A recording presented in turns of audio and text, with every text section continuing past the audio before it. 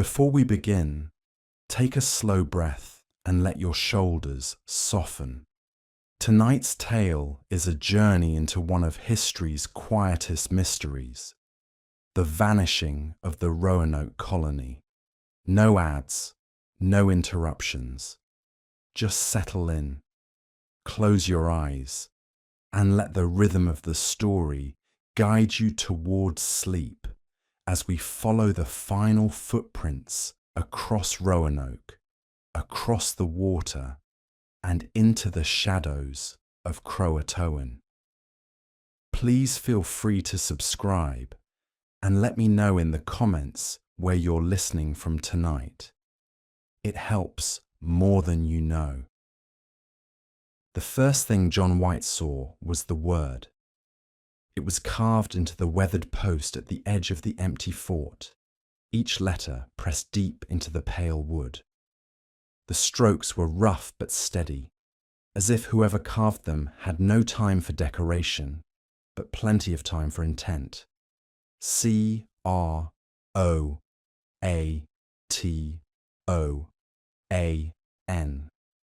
The letters caught the afternoon light, tiny shadows filling each cut. For a long moment John simply stared, boots rooted in dry earth where grass should have grown and children should have run. The air was still. No voices, no movement, no smoke from cook fires. Only that one strange word, standing where an entire colony had vanished. Behind him, the men from the ship waited in a loose cluster, feet shifting uneasily, whispers small and careful, as if the quiet of the place demanded it. The forest pressed close around the clearing, a dark ring of green that seemed to lean inward, listening. One of the sailors cleared his throat. "Governor?" John lifted a hand without looking back. "Give me a moment." He moved closer to the post, fingers brushing the edge of the carving. The wood was dry, sun-faded. It wasn't a random mark. It wasn't vandalism. It was a message, a final sign from people who should have been here to greet him. His people. He had left this place 3 years earlier with promises to bring supplies, to return quickly, to prove that the colony would not be forgotten. Now the houses stood empty. Doors hung slightly open, moving only when the wind found them. A shutter creaked softly on a loose hinge. 2 low cabins leaned toward each other like tired companions, roofs faded by wind and salt. But no bodies, no blood, no signs of fire or battle, just absence, and the word on the post. "CROATOAN," one of the men read aloud, as if testing the sound in the air. It fell flat and strange. "What does it mean, sir?" John lowered his hand. He knew the name. An island, a people, a place that had once offered them food and wary friendship.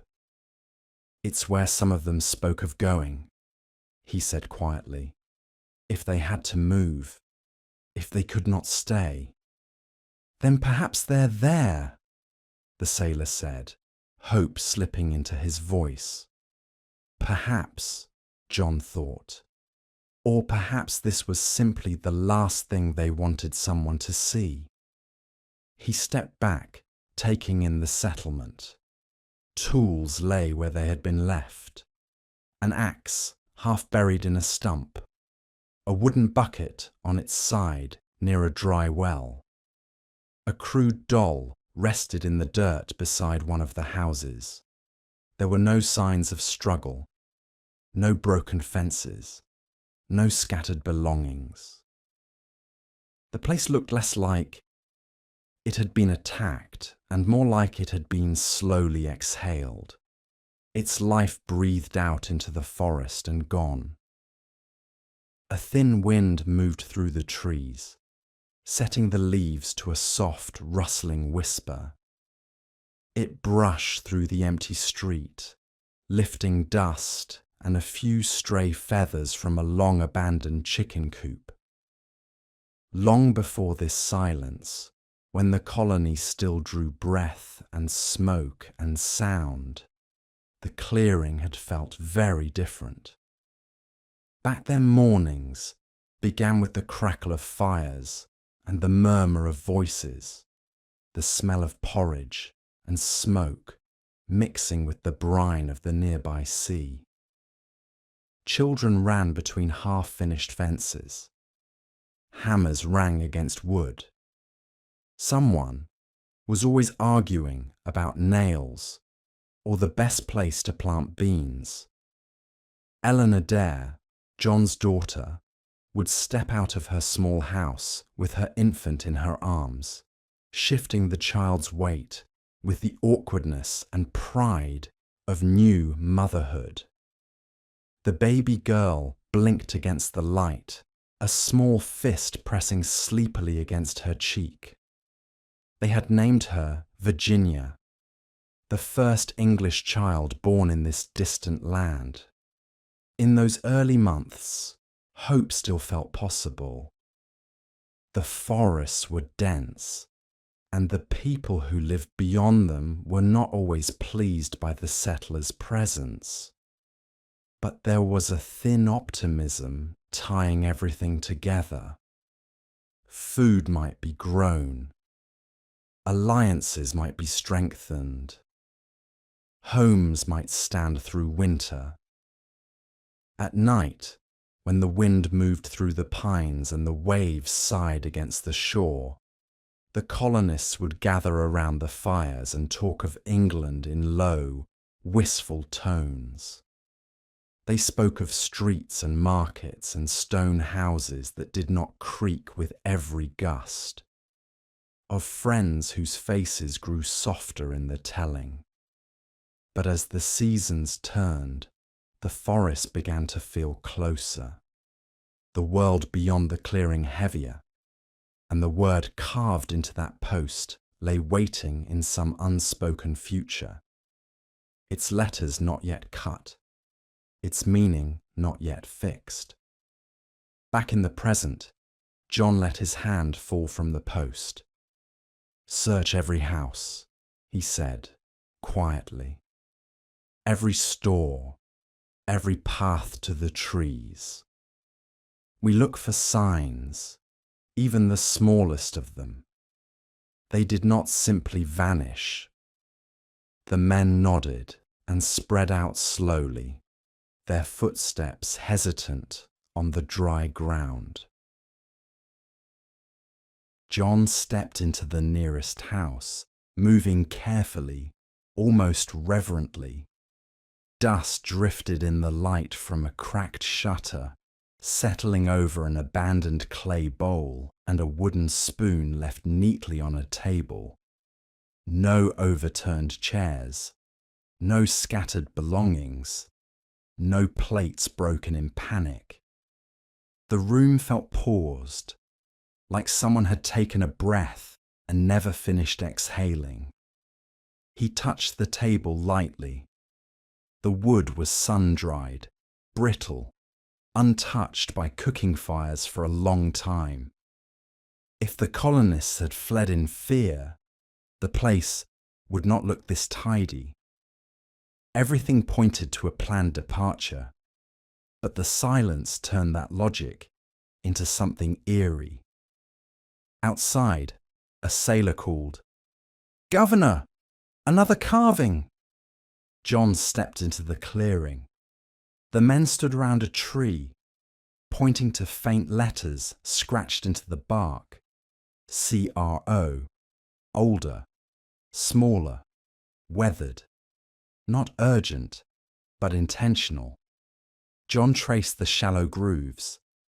This was cut long before the one at the fort, which meant the idea of leaving wasn't sudden. It had lived in their minds earlier, before the settlement fell silent. A wind moved through the pines, lifting dust and feathers from an empty coop. The forest's whispering seemed too soft, too close. Before the silence, when the colony was alive, the forest had always stood just beyond the clearing, a deep green wall that seemed to shift with every season. Children were warned not to cross the dip in the ground where the trees thickened. Eleanor Dare often stood there holding baby Virginia, rocking her gently while watching the darkness between trunks. Some days the woods felt peaceful. Other days they felt aware. Men returned from hunting trips saying the forest had changed, heavier somehow, filled with footsteps that matched their own but never showed a face. Food grew harder to find. Relations with nearby people strained. But life continued. Hammers ringing, fires burning, families sharing stories by dim lamps. As winter approached, the idea of moving to CROATOAN Island returned more often. They spoke of it at night, quietly, as if saying it too loudly might echo through the trees. The word became familiar in the colony long before anyone carved it into wood. Back in the present, John leaned close to the faint CRO mark. It held none of the urgency of the final carving, but all of the intent. A breadcrumb, a beginning.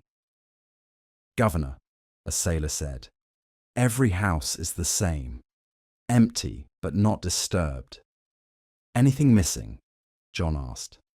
"A few tools, clothing, some crates, but nothing thrown about." "So, they left by choice," John said softly, "not in fear." "Then why the carvings?" the sailor whispered. John didn't answer. The emptiness felt wrong, too calm, too neat. If they had time to carve their destination, why not leave a longer message? A note? A sign? Something beyond one mysterious word. A sudden flutter broke the tension. A bird burst from the trees and vanished overhead. The men straightened, startled by how loud the wings sounded in the stillness. The forest swallowed the silence again. John nodded toward the inland path. "We searched deeper. They may have left more signs." The sailors hesitated. One muttered, "Sir, the woods don't feel right." John steadied his voice. "Nothing feels right when you return to an empty colony." He moved first, entering the narrow trail between tall pines. Shadows stretched across the ground like dark fingers. The men followed close, boots sinking into soft earth. It grew quieter the farther they went, the kind of quiet that pressed against the ears.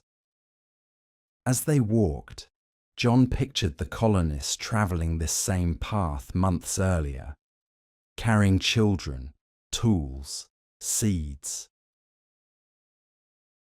Leaving behind the homes they built with rough hands and stubborn hope.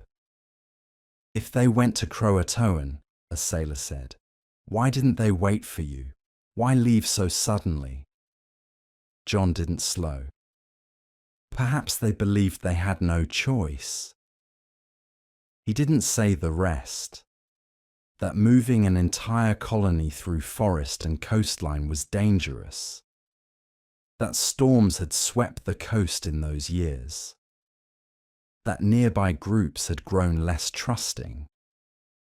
That hunger made people desperate. And desperate choices didn't always lead where they were meant to. The trees closed in. John's men shifted nervously. A low branch creaked in the wind. But ahead, the path curved gently toward a clearing. The first place where a larger trail might show footprints, abandoned tools, or anything the colonists left behind. John stepped forward with a steady breath. The colony had not simply vanished.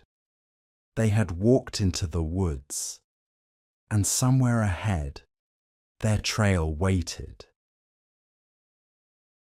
The path widened as John White and his men moved deeper into the island, the trees thinning just enough for pale sunlight to fall in narrow ribbons across the ground.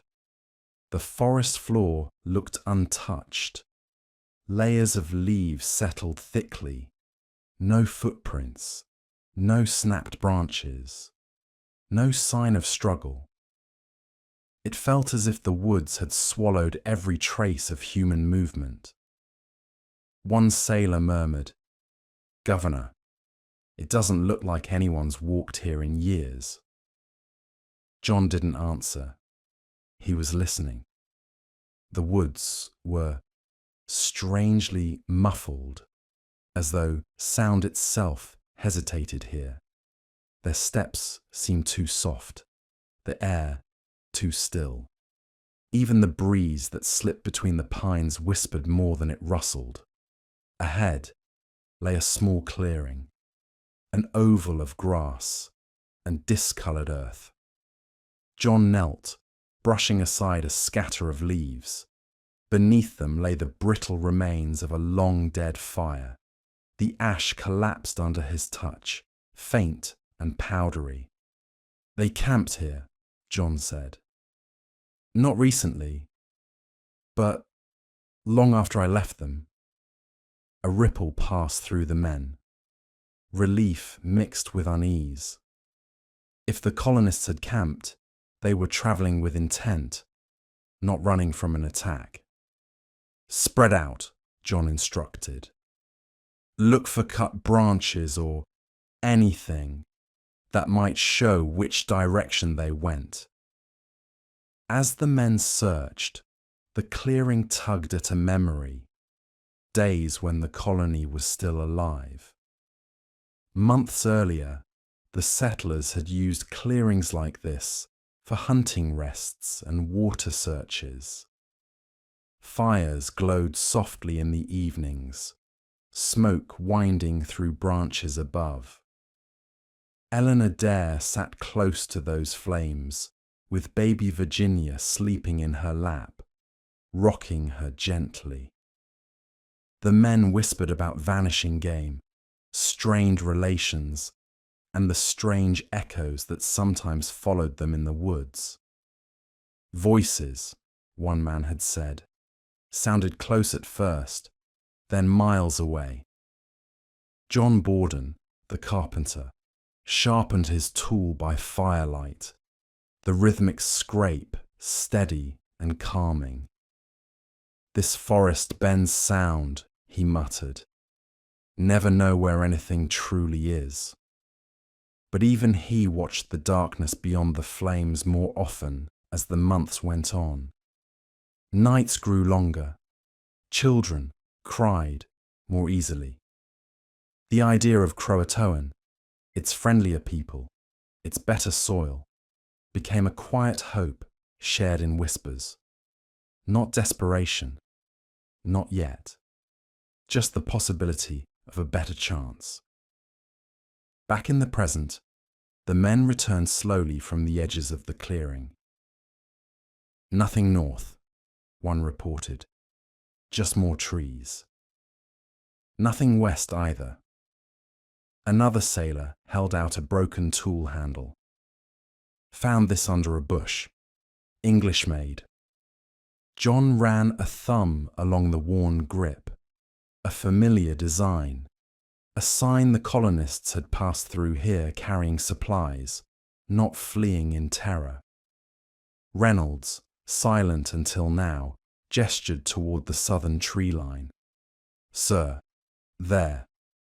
John followed his direction. At first he saw only bark and shadow.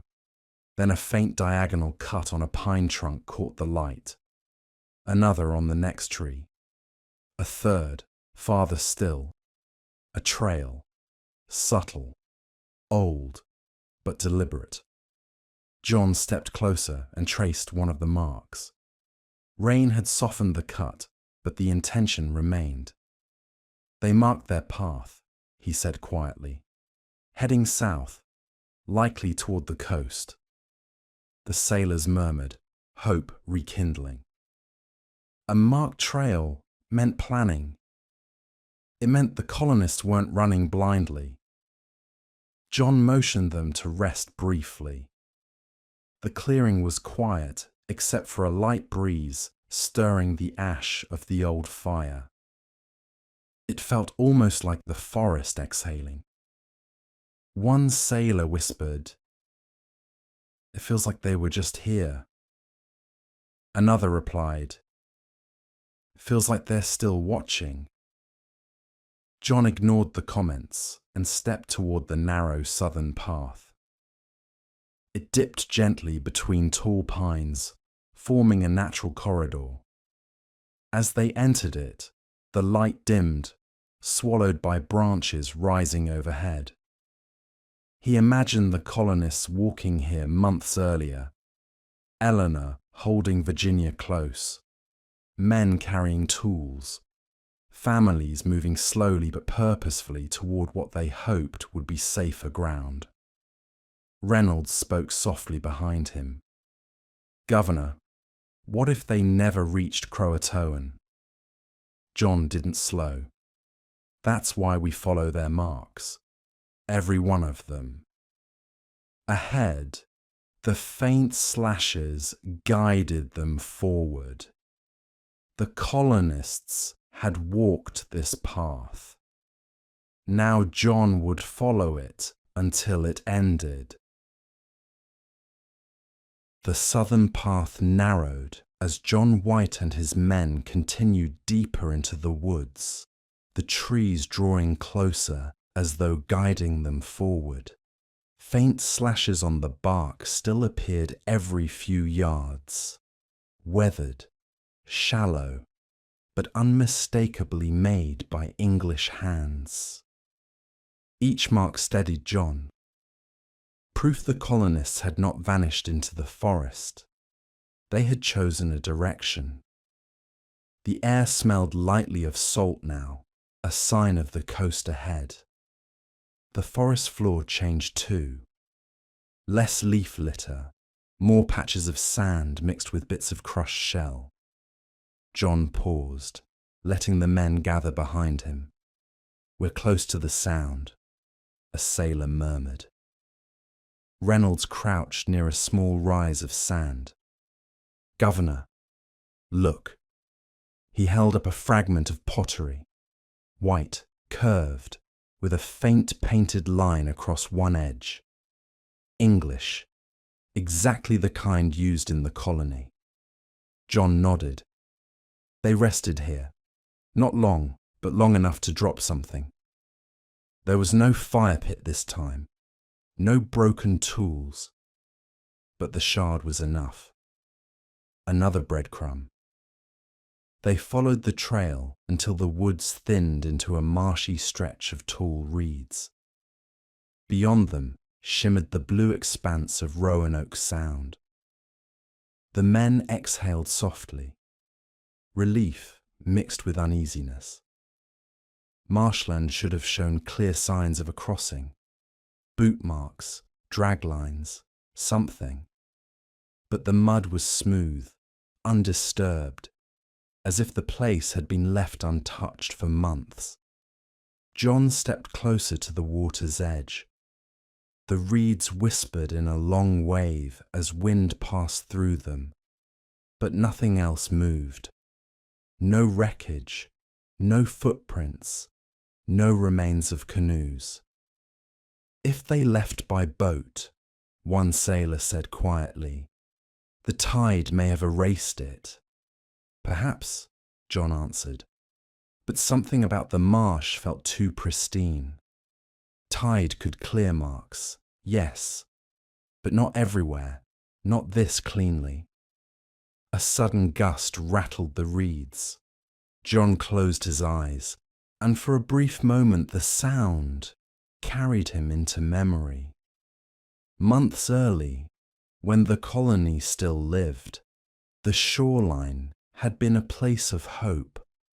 The fires near the water burned brighter against the open sky. Men fished from the shallows, while others mended nets or carved stakes for new fences. Eleanor Dare often stood with baby Virginia near the surf, where wind softened the child's cries, and the sea seemed to stretch endlessly, a promise and a warning.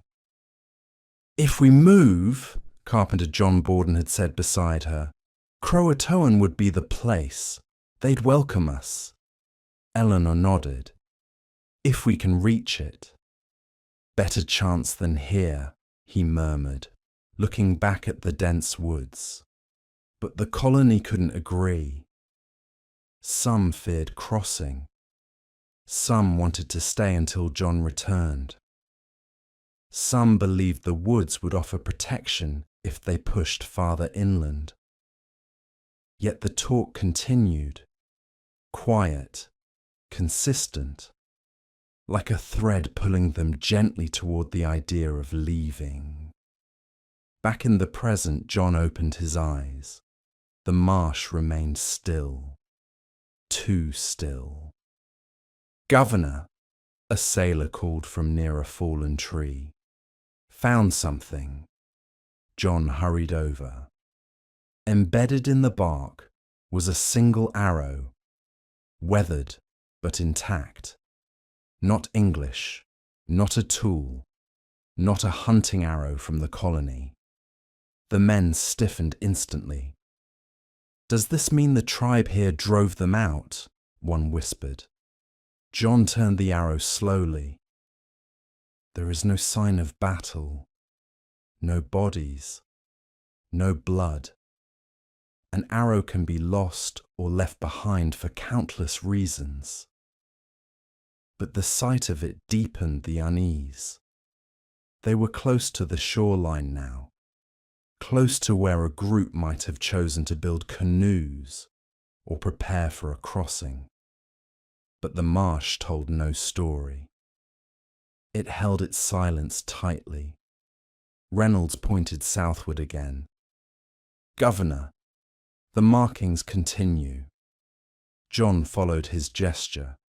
Sure enough, faint cuts in the next line of trees showed the colonists had skirted the marsh and moved deeper along the coast rather than launching from here. "Then we keep going," John said. They didn't stop long. The men regrouped, glancing nervously at the reeds as they stepped back into the trees. The wind died, the marsh falling silent behind them. Ahead, the woods thickened again, dense, dark, and strangely expectant. The colonists had walked this way. That much was certain. But the trail felt different now, like it was leading them toward the moment the path changed forever. John tightened his grip on the pottery shard. "We stay on their line," he said quietly, "until the forest gives us their next sign." And the men followed him into the deepening trees. The forest grew thicker as John White and his men continued south, the faint tree slashes guiding them from trunk to trunk. Each mark looked older here, softened, shallow, nearly swallowed by bark. The deeper they moved, the more the woods felt as though they were closing behind the colonists, and now behind the search party as well, sealing traces slowly but deliberately. A patch of soft earth appeared beneath their boots. sand and crushed shell mixed into the soil. John paused, sensing they were nearing another shoreline, or at least a place where tides sometimes reached. Reynolds bent near a low bush. "Governor, something here." He lifted a small strip of cloth, faded, pale, torn from clothing the colonists wore. English stitching. Worn from time, not ripped by force. "They passed through," John said. "Families, most likely, travelling slowly." The path led into a small clearing. The ground was irregular, patches of flattened grass, half-sunken impressions in the dirt, and soil darker in a few spots. John knelt and brushed away leaves until he found a shallow, circular hole. "Post hole," he murmured. "They built something here." The men fanned out. More holes, rough lines in the dirt. Not a permanent structure, just enough to act as shelter or a staging point. A temporary stop on a long march. "Why here?" a sailor asked. "Waiting for good weather," John said. "Or deciding whether to cross." The wind moved through the clearing, stirring the grass in slow waves.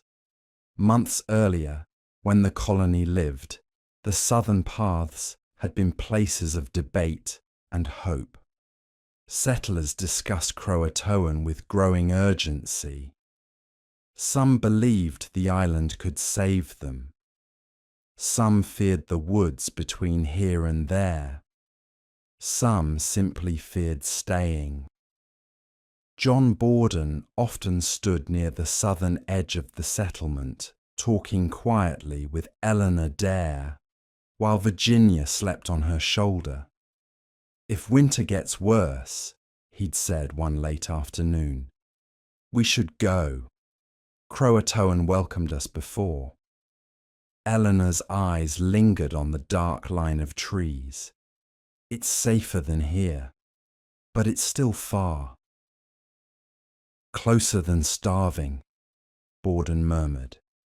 Arguments passed through cabins at night, whispered, worried voices rising and falling like waves against the shore. Some wanted to leave immediately. Some wanted to wait for John's return. Some believed that moving through the forest was more dangerous than whatever hardship waited at Roanoke. But food dwindled. Relations with neighbouring groups grew strained. The storm that toppled half-finished fences and soaked their meagre stores pushed many into agreement. They needed to leave. And the word CROATOAN hung heavier with each passing day. The march south began not with panic, but with tired determination. Back in the present, John stood slowly, examining the temporary clearing the colonists had used. Everything here suggested control, calm, planning, but something shifted in the air, something about what happened after this place.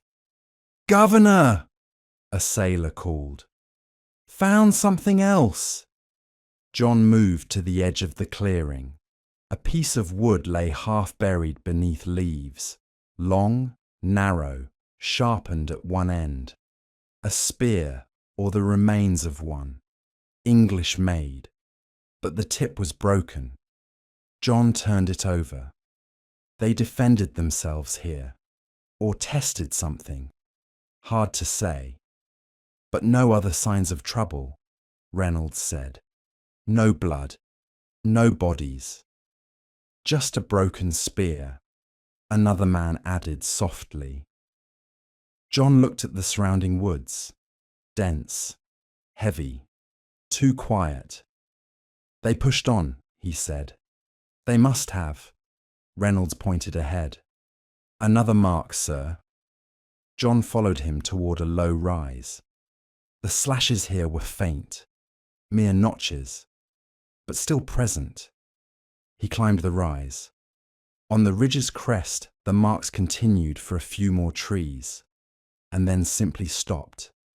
No turn, no split trail, no broken brush, no footprints, nothing. They ended abruptly, like a page torn out of a book. A sailor whispered, "Governor, did they change direction?" John scanned the surrounding ground. Not a single sign pointed anywhere else. The forest ahead was smooth and untouched, as if no one had walked beyond this line in months. Reynolds swallowed. "What does it mean?" John pressed his hand against the last faint mark. "It means something happened here. Something that changed their course." The forest around them seemed to listen. Leaves hung perfectly still. Not even a bird called. "What now?" a sailor asked. "We keep searching," John said quietly. "South, east, along the coast, until something speaks." He stepped past the last carved tree and into the unmarked wood. The men followed, their footsteps soft in the gathering hush. The colonists had left behind a trail, and here it had fallen silent. The woods beyond the last trail mark felt different the moment John White stepped into them. Not darker, but somehow heavier, like the air held its breath. The slashes carved in the trees had guided them south with confidence, but now even those faint markers had vanished. The forest ahead looked untouched, neat, almost smug in how perfectly smooth the ground appeared beneath the layer of leaves. Reynolds whispered behind him, "It's like the woods sealed their tracks." John didn't answer. He crouched near a cluster of stones, brushing aside leaves. A faint, shallow impression marked the top of one rock, barely anything, but shaped like a boot heel. "They passed here," John murmured, "carefully, maybe quietly." The men leaned in. Even the smallest sign felt like a lifeline. John moved forward until the ground dipped into a round, bowl-like depression. At the perimeter, several stones formed a partial ring. He touched one gently. Its underside was faintly blackened. "Another camp," he said, "but smaller. A scouting group, perhaps." Reynolds studied the stones. Why keep the fire small? They didn't want attention, John said, or they were conserving what they had. The depression's quiet pressed in around them. The trees seemed to stand closer here, branches bending inward like ribs. The sailors shifted uneasily, boots whispering against leaves. Months earlier, when the colony still lived, the debate over leaving had begun in a small cabin, lit by a single lantern. The walls were damp. The air smelled of smoke and seawater. Eleanor Dare rocked baby Virginia slowly as voices rose around her, frustration mixed with fear. "We cannot survive another winter here," Borden insisted. "And if CROATOAN turns us away?" a fisherman challenged. "What then?" Eleanor spoke softly, but her voice carried more weight than the arguments. "Staying is its own danger. Splitting into smaller groups may ease the journey." The room went silent. No one wanted to divide their fragile community, yet no one argued. Hard months had stripped them of certainty. Food shortages, storms, tense encounters in the forest. The island had turned on them in ways they'd never foreseen. By dawn, the plan was tentative. Families would prepare quietly. Scouts would test the southern paths. The word CROATOAN, once spoken in cautious hope, now felt like a direction, maybe the only one left. Back in the present, John examined the fire ring. They were still moving together, he said, but splitting tasks, some scouting ahead. A sailor pointed to a tree root. "Sir, here." John stepped over. A shallow, straight groove ran along the route, definitely a knife cut. Subtle. A mark left by someone checking for water or testing the wood. "More purpose," John said. They were working their way south even after the main trail faded. Reynolds scanned the trees. "Then why did the marks end?" John rose. Either they switched methods, or something forced them to change course. The sailors shifted, exchanging glances. The forest remained motionless, its silence thick. Even the weak wind threading the branches made almost no sound. They followed the ground's faint slope until a fallen branch blocked the path. John knelt and examined it.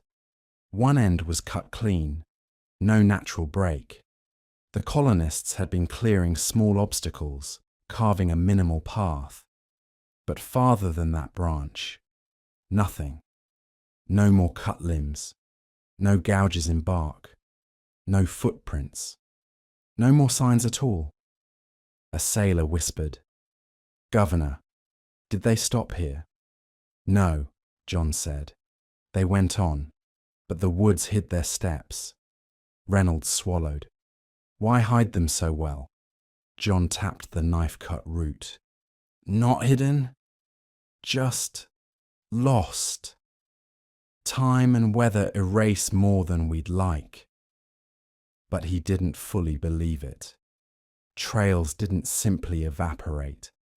They didn't fade this smoothly. He approached the far edge of the depression. The woods thickened sharply there, dense, shadowed, bristling with undergrowth. The terrain to the south sloped toward the distant thumping rhythm of waves along the unseen shore. John closed his eyes, listening. The sea, faint, steady, a guide. "Toward the coast," he said. "If they meant to reach CROATOAN, that's the direction they would take." Reynolds nodded, but the sailors hesitated. The trees ahead felt like a threshold into something deeper, less travelled, less friendly. John placed a hand on the nearest trunk. "They walked through here with children in their arms and bundles on their backs. We can do the same." The men gathered themselves and stepped into the narrowing corridor of trees. The forest pressed closer, funneling them toward the sound of distant surf. The air thickened, the light dimmed, prepared the boats. The sky held a strange heaviness, as though clouds were massing somewhere unseen beyond the horizon. The air tasted metallic, the warning sign of weather shifting too fast. The men pushed the canoes into the shallows. Water slapped against the hulls in a sharp, restless rhythm. Even before they boarded, they could feel the current tugging, not violently, but insistently, as though urging them to reconsider. Reynolds hesitated. "Governor, something's off with the tide." John steadied the boat. "We go anyway. The colonists did." They climbed in and pushed off. The paddles dipped into the water with slow, deliberate strokes. For the first few minutes, the crossing felt manageable. Waves small, wind light, the sound stretching out in a wide grey sheet. But soon the air thickened, and the water beneath them began to pulse in uneven swells. The men paddled harder, trying to keep pace as the current twisted unexpectedly, pulling them slightly east. A sailor cursed under his breath as the canoe lurched. "Keep rhythm," John called out. "Focus on the shoreline." But the shoreline itself kept shifting. CROATOAN's tree line rising, fading, rising again behind veils of mist that hadn't been there moments before. A fog bank rolled low across the water, not thick enough to blind them, but enough to distort distance. Sound too was warped. The slap of paddles echoed strangely, delayed, stretched thin. Reynolds whispered, "Feels like we're going in circles." "We're not," John said, though even he wasn't certain. He watched the mist curl around the boats, bending with the current. The water beneath them darkened, the surface splitting into sharp ripples, as if something large moved far below. The men froze for a moment, paddles suspended just above the water. A sailor murmured, "What was that?" "Sandbar shifting," John said quickly, "or the tide turning." But the shape beneath them had moved with intent, not drift. The boats rocked sharply as a cross-current slammed into their sides. Water splashed over the rim, soaking their boots. The men regained balance and paddled harder, muscles straining. "Storm's coming," Reynolds said. "Feel the pressure." John did.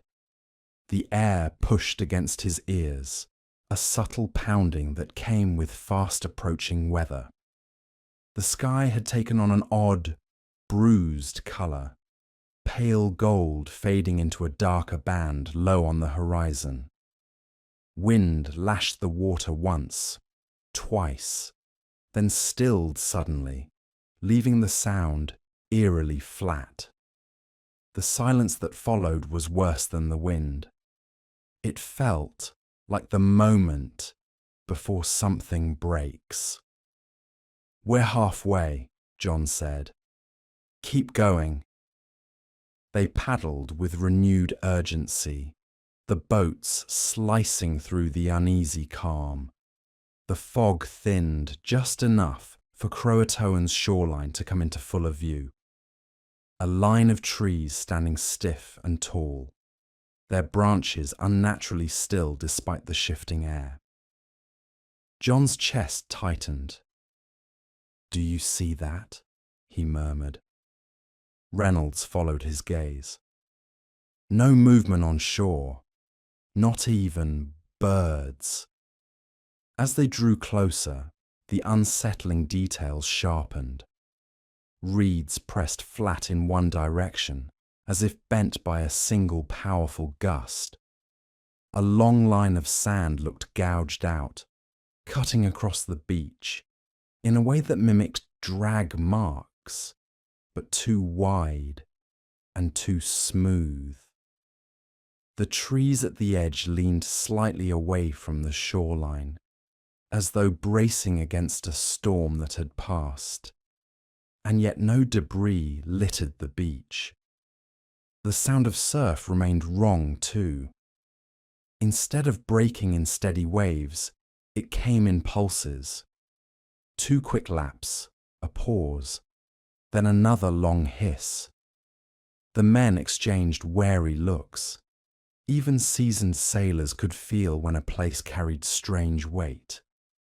The final stretch of water rose into choppier swells again, then dropped off into sudden stillness as the boats scraped the sand. John steadied himself and stepped off first, boots sinking slightly into cool, damp shore. As soon as he stood upright, he noticed it. Something here was disturbed. Shallow indentations scattered the sand. Footprints, but not fresh and not entirely clear. Faint paths twisted between the trees, but none led directly inland.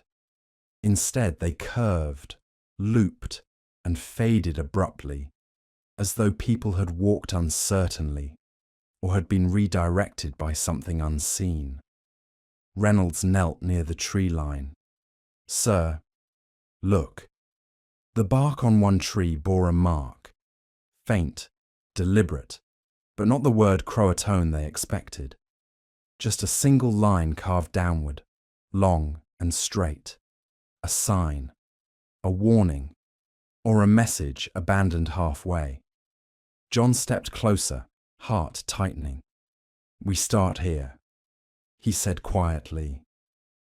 "This island will tell us what the trail hasn't." The men gathered their gear, eyes fixed on the silent forest. The colony's final chapter lay somewhere beyond those trees. And now, they were inside the place where the answers waited. CROATOAN's shoreline felt wrong the moment John White and his men stepped past the first row of trees. The air was heavier here, not with humidity, but with a quiet that seemed to press at their chests. Even the faint salt breeze that brushed the shore died as soon as they entered the shadow of the forest.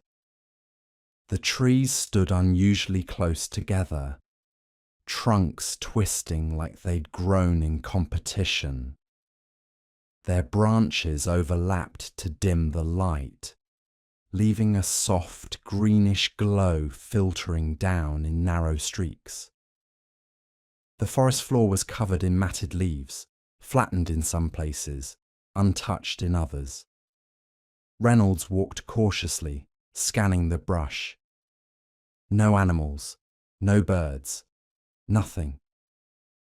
A sailor near the back added, "Even Roanoke had sound.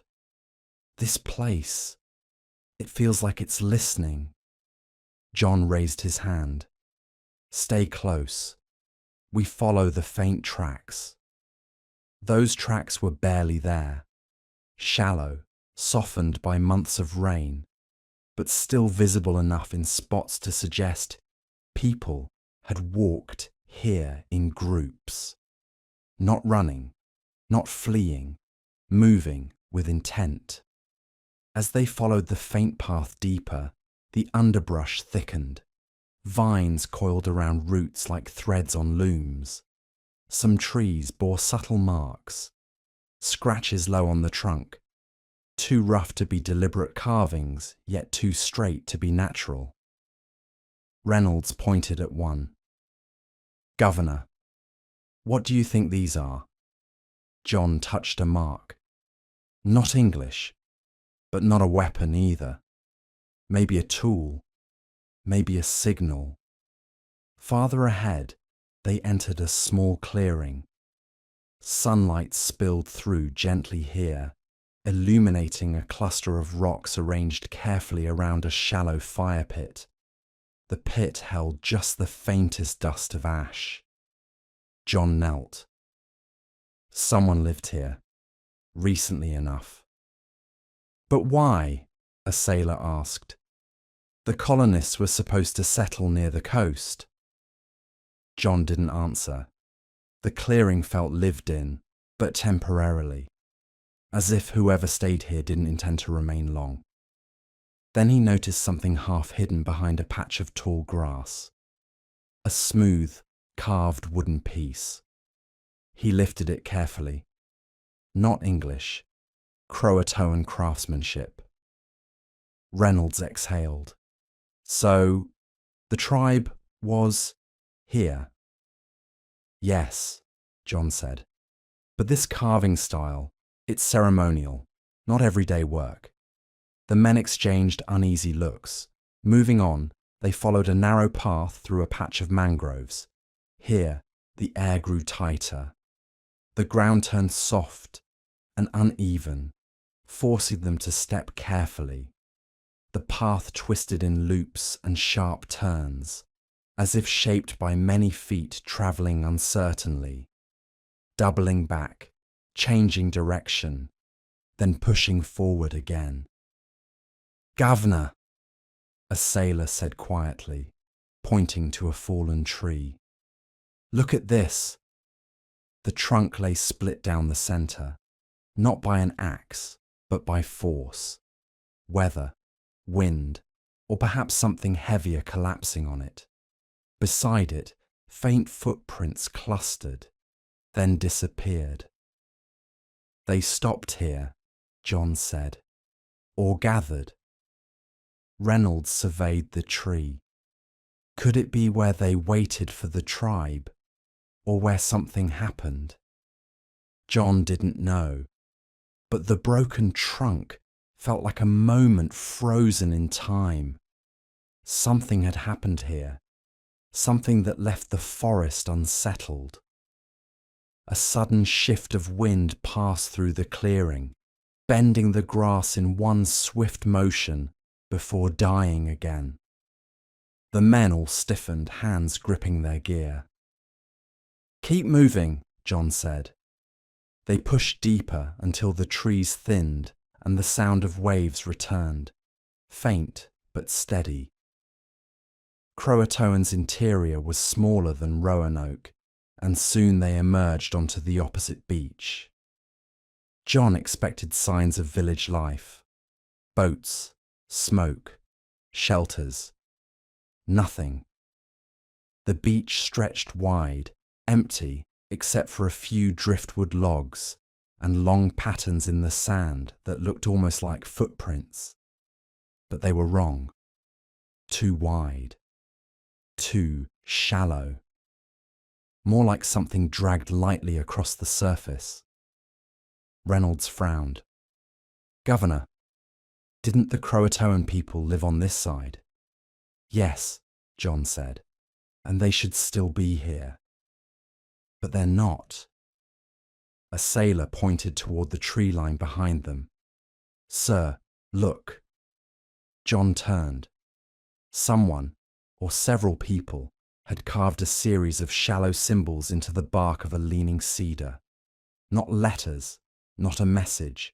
Shapes, circles, lines. One long mark slashing downward. The same mark they saw on the first tree when they arrived. Reynolds's voice dropped. "Governor, this wasn't carved by our colonists." "No," John said quietly. "It wasn't." The wind shifted again, carrying the faintest scent of smoke, not strong, just a distant echo. John stepped toward the interior. "They went inland," he said. "The tribe, the colonists. Something took them from the shoreline." The men grew silent. The island was empty, yes, but not abandoned. Something had moved through here. Something had changed the place. John tightened his grip on his satchel. "We keep going," he said. "The truth is here. Somewhere past this beach." And they stepped back into the trees, toward the heart of CROATOAN's mystery. John White and his men moved deeper through CROATOAN's forest, guided by the thin thread of smoke drifting from somewhere beyond the ridge. The island felt different than Roanoke, warmer, older, almost aware of their presence. Each step carried a muted echo, swallowed quickly by the dense canopy overhead. Even the wind seemed to hesitate here. Reynolds stepped beside John. "Governor, it feels like we're walking into something they left behind." John nodded. Something they meant to be found.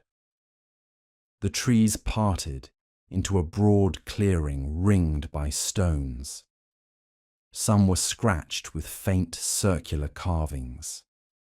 Others were darkened on their inner edges, touched by careful fire.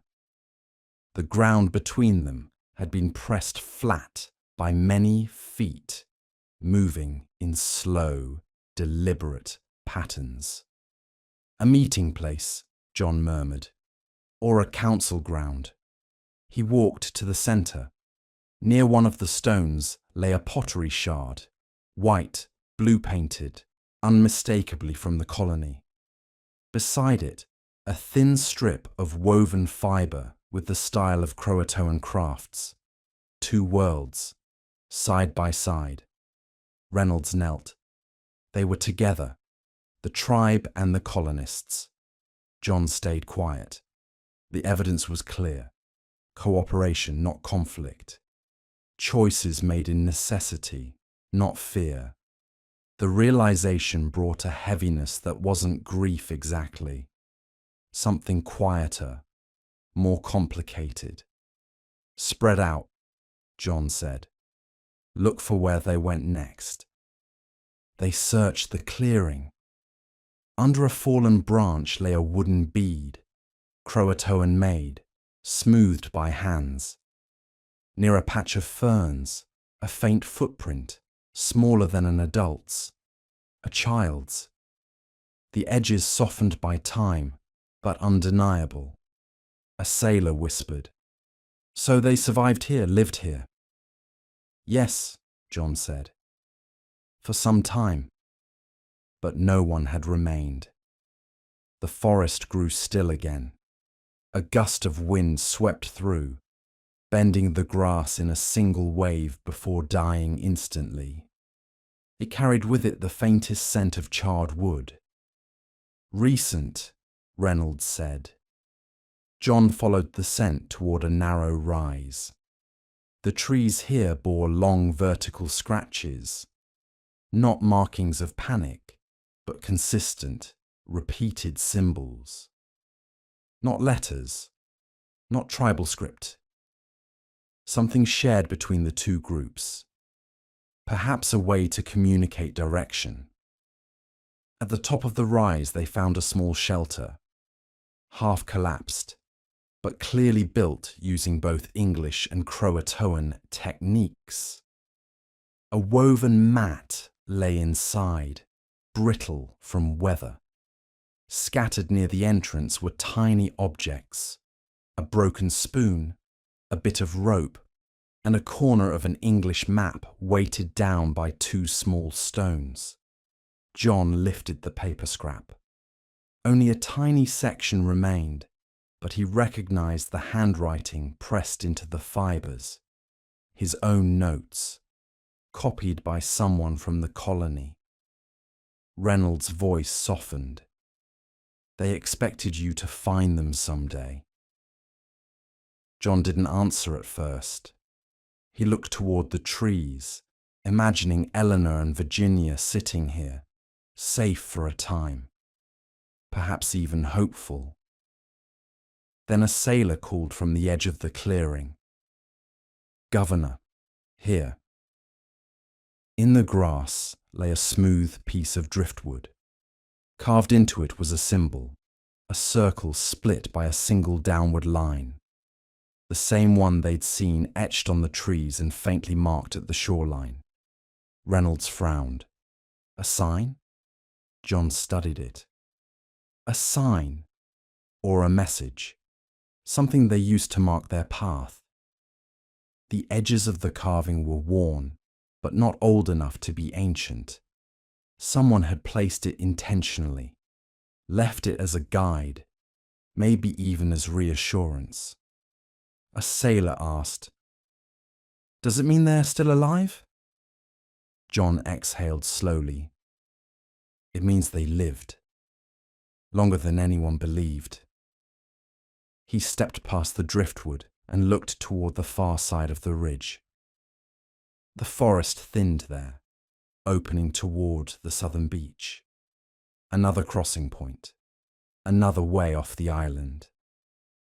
"They moved on," John said softly. "All of them, as one group." Reynolds looked uneasy. But where? John couldn't say for certain, but the direction mattered less than the truth laid out before them. The colonists hadn't died in fear or chaos. They had adapted, survived, become something new. He turned back to his men. "This isn't a gravesite. This island was a chapter." "And the rest of the story?" Reynolds asked. John looked at the symbol again. The simple line cut through the circle. "We follow the trail," he said, "even if it leads beyond this island." The wind lifted gently again, brushing the trees in a soft ripple, as if acknowledging the decision. Then the men gathered their gear and stepped toward the thinning forest, ready to chase the last quiet echo of the vanished colony's path.